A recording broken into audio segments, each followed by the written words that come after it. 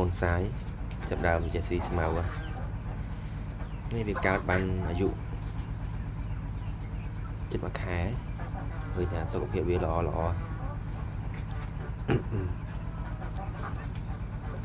sái các bạn một mùi các bạn tài thì nhỏ bay các bạn tới lớn son tập 7 được bên xa đấy hơi xì màu y dạ sai đấy cho xì màu y dạ là như cả đại việt thế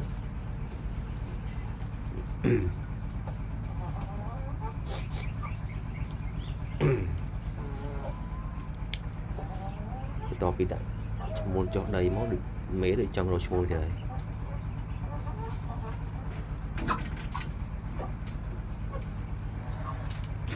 trong phụ với con là bàn